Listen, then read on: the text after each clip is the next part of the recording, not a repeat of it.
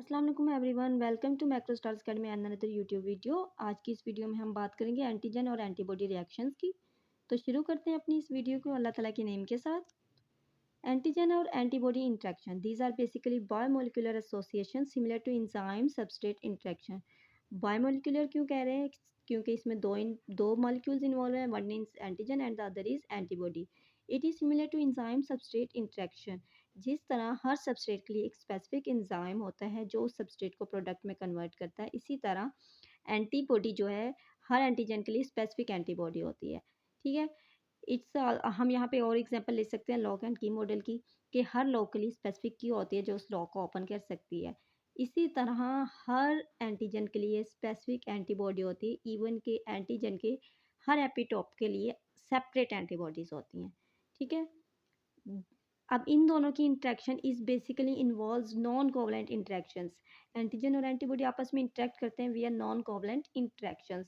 These non covalent interactions involve hydrogen bond, ionic bond, hydrophobic interactions and van der Waals interactions.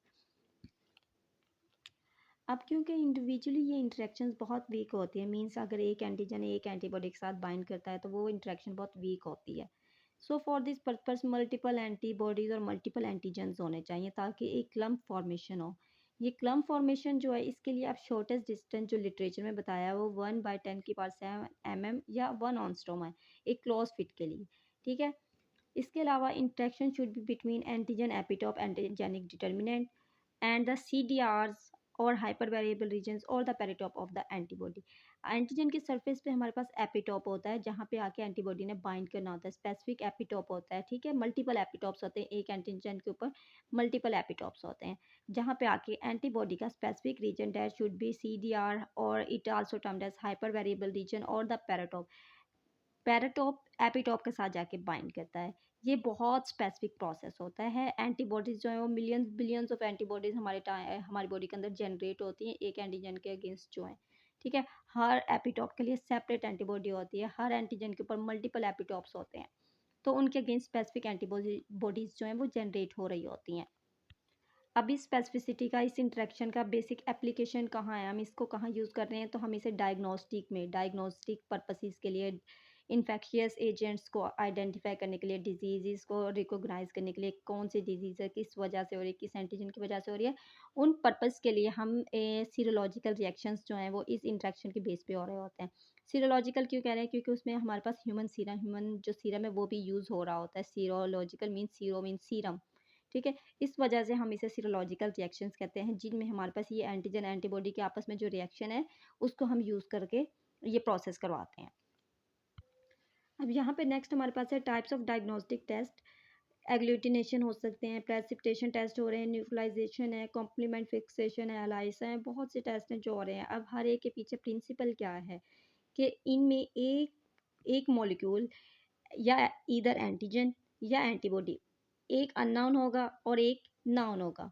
ठीक है, अगर हमारे पास हमें antigen पता है कि कौन सा एंटीजन है, तो हम एक गेस कर रहे हैं हमारे पास इस एंटीजन की वजह से हो रही है, तो हम एंटीजन को लेंगे बॉडी से, हम ब्लड लेंगे, उसको सेंट्रीफ्यूज करेंगे, सीरम को सेपरेट करेंगे सीरम के अंदर, क्योंकि एंटीबॉडीज़ जो है वो रिसाइड कहाँ करती हैं? सीरम के अंदर।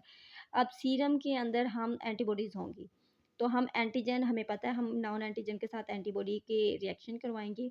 तो अगर वो एग्लूटिनेशन हो जाती है तो हमें पता चल जाएगा कि हमारा टेस्ट जो है वो पॉजिटिव है, जो एंटीजन हमारे पास है, नाउन है हमारे पास, उसी के अगेंस्ट एंटीबॉडीज़ बनी है, मीन्स कि हमारी बॉडी के अंदर जो रिएक्शन हो रहा है वो इसी एंटीजन की वजह से हो रहा है। इस तरह ये बहुत से टेस्ट है जिनमें ये प्रिंसिपल जो है बेसिकली यूज़ हो रहा होता है।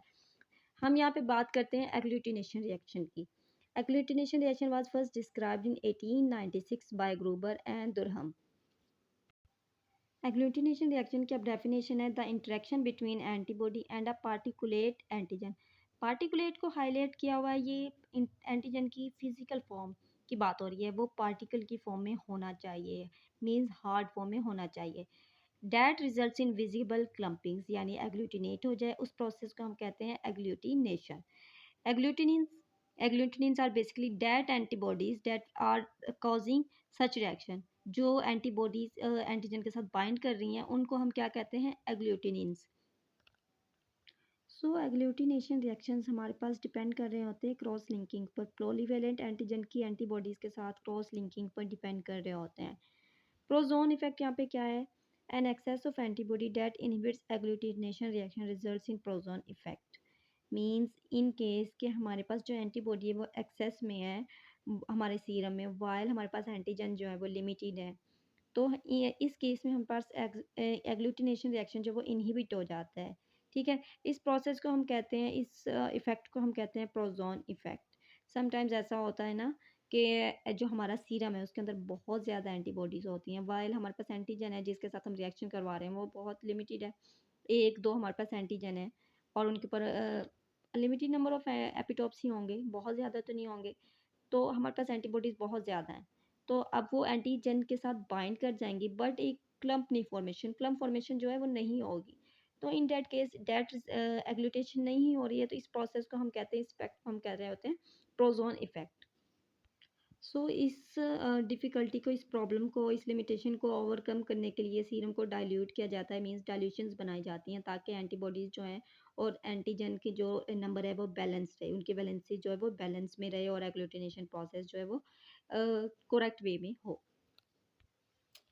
एग्लूटिनोजिन्स वो पार्टिकुलेट एंटीजन जो एग्रीगेट होगा उसे हम क्या कहेंगे? एग्लूटिनोजिन। जिस तरह हमने एग्लूटिनिन्स कहा एंटीबॉडीज़ को, इसी तरह एग्लूटिनोजिन्स हम कह रहे हैं उन पार्टिकुलेट एंटीजन्स को जो एग्रीगेट होते हैं।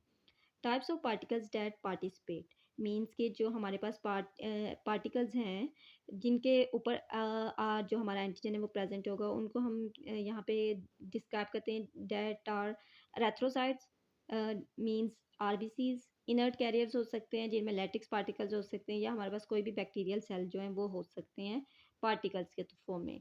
मीन्स कि हमें हार्ड फॉर्म में फिजिकल फॉर्म कोई चाहिए तो उन केस में हमारे पास कोई एरेथ्रोसाइट्स हो सकते हैं, इनर्ट कैरियर्स हो सकते हैं, बैक्टीरियल सेल्स हो सकते हैं। टाइप्स में देखें तो हमारे पास डायरेक्ट एग्लूटिनेशन है, पैसिव एग्लूटिनेशन है, इरिवर्सिबल एग्लूटिनेशन है, कोआगुलेशन है और बहुत सी जो हैं इसकी टाइप्स होती हैं एग्लूटिनेशन की। हम यहाँ पे डिस्क्राइब करेंगे डायरेक्ट एग्लूटिनेशन को। डायरेक्ट एग्लूटिनेशन कब होती है? It occurs when antigens are found naturally on a particle. जब किसी पार्टिकल के ऊपर जो एंटीजन है वो नेचुरली प्रेजेंट हो तो उस टाइप के एग्लूटिनेशन को हम क्या कह रहे होते हैं?